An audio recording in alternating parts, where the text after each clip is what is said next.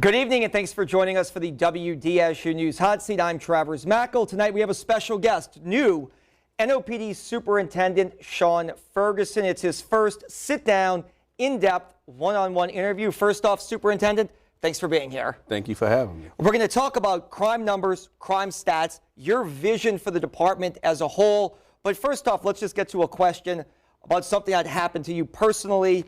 Your first week on the job, your son, Yes. Shane, was arrested on a domestic violence charge. Yes. He surrendered to police. That happened 5 days into your new administration. How hard was that for you to deal with? Well, it's very hard being as though, especially this was his first arrest ever, so it's very difficult for our family to deal with.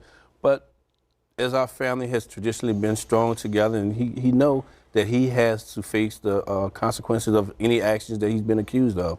And I think that is why he turned himself in to separate himself from me, hoping that he could just protect me from this, because he knew it was something that he personally was involved in and did not want to bring me into this issue with him.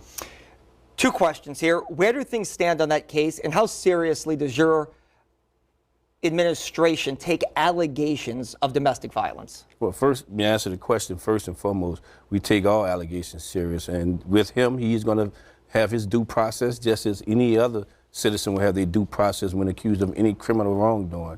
With regards to the status of his case, he still has to go to court, and it's more like of a family matter, his own personal matter, because he is a grown man, and I'd rather not just continue to talk about his personal matter, you know? All right, one more question to get to before we get to the numbers, the overarching grand vision that you have for the NOPD.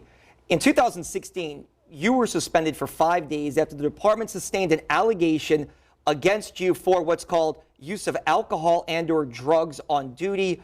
What is that about? So on this particular day of this incident, I had a car accident en route to work that particular morning. This is the day after a holiday with the family. So this was not anything that occurred like in taking any intake of alcohol during my tour of duty or anything like that. I got up, went to work, feeling I was fine. I still feel that I was fine. But our policy is zero substance in your system. And as a result, I did not violate our city hall policy, which is .04, did not violate .08, which is a state, DWI.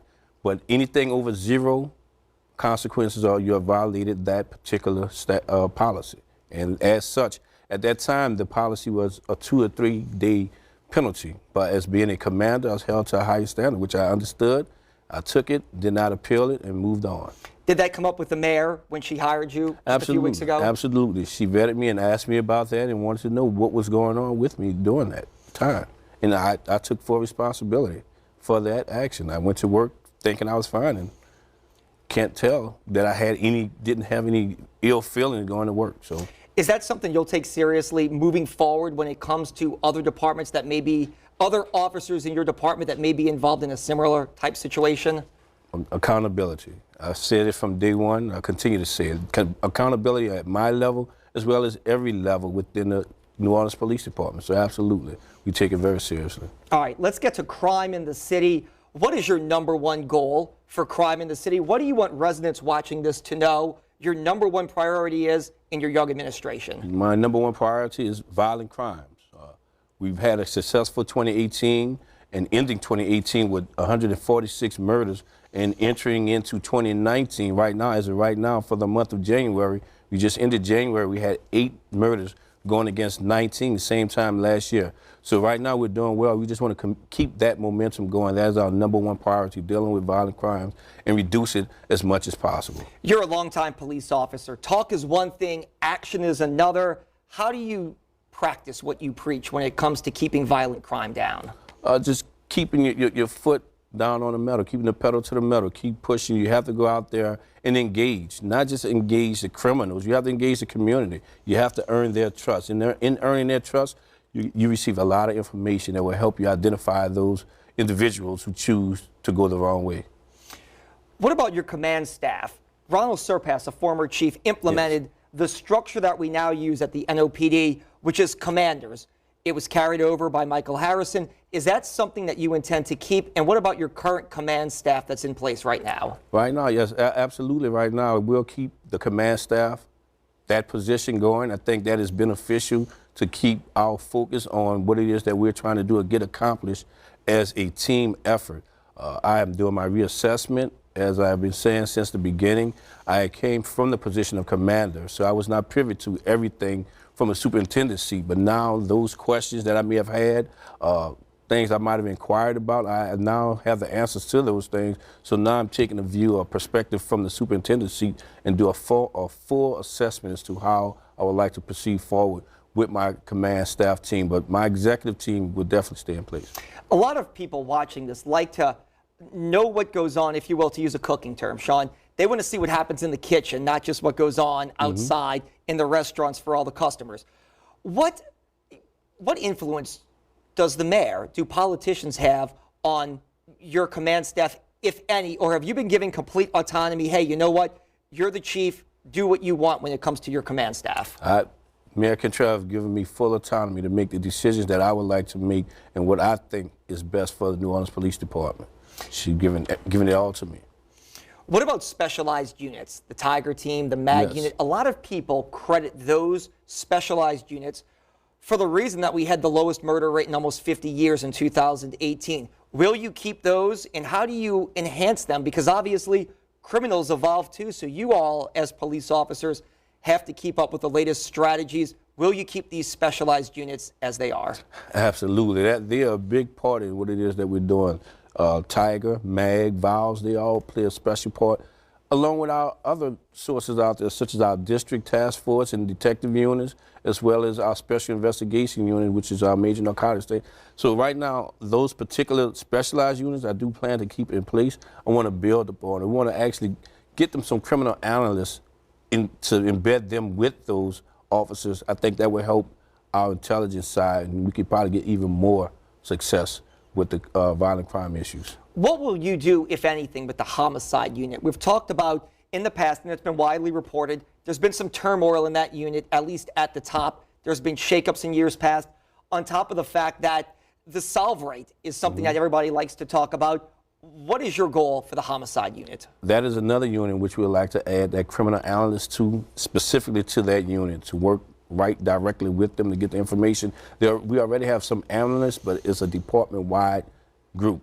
But we can put an analyst right there with those detectives to get the information that they need firsthand as they're pursuing their investigation. That would be remarkable. With regards to them getting along, they're a great team. I was a part of that team at one point in time. They work their behinds off. It's just a matter of making sure we keep them focused and making sure that we get everything that we can out of them with these investigations. And my biggest thing pushed to them is to make sure that we're keeping in touch with our victims' families and making sure that they are aware of what is going on with their investigations. You're in charge of the whole city right now. There is no part of the city that's more important than any other.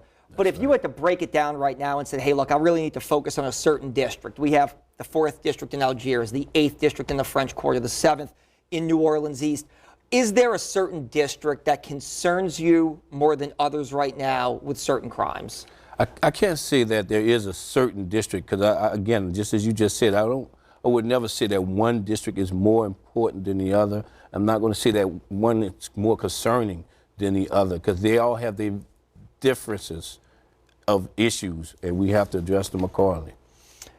Final question here. How do you work with other law enforcement leaders? State police is an integral part of what you all do in New Orleans. We're neighbors to Jefferson Parish, Plaquemines Parish, St. Tammany's not that far away. St. Bernard has had some issues with people stealing cars going back and forth. We all know the old line that criminals know no geographic boundaries. What is your goal to work with these other sheriffs and law enforcement leaders in surrounding parishes? Well, I received a few phone calls from some of them already, such as Sheriff LaPencil, such as Colonel Reeves from the state troopers, and they've all committed to me that they want to build on our relationship, our partnership that we've had already. It is a matter of me getting face-to-face with each of them and reestablishing or letting them know that I am behind that same commitment. Our officers at their level, they have always been well connected and worked well together at our state, local, and federal levels. But now it's up to me to make sure to reinforce those relationships on with each of these jurisdictions. Final question. I told you that was the last question, but let me ask you this one here. What did your family have to say? You're a born and raised New Orleanian, a local guy. You're wearing the superintendent's stars on your sleeve right now. Is this a dream right now that you're living? I mean, is your family Is your family proud of you, and is this a dream come true for you? My family is definitely proud of me. As I've said, I tell people, I honestly did not think I would be a police officer. I didn't grow up thinking I'd be a police officer. I liked math in high school. So I looked at being an engineer, but I realized I wasn't as great in math as I thought I was. So I did do the police department. And beyond my family, my community has been my biggest supporter with this. I am embedded in our community from my years in Algiers, and still living in Algiers now, as well as being from the Lower Ninth Ward, and my workmanship in the French Quarters as well as Uptown 2nd District. And from every one part of those different career paths, I received nothing but words of comfort and embracement and encouragement. So I thank them for that, and I'm looking forward to this. I'm very excited.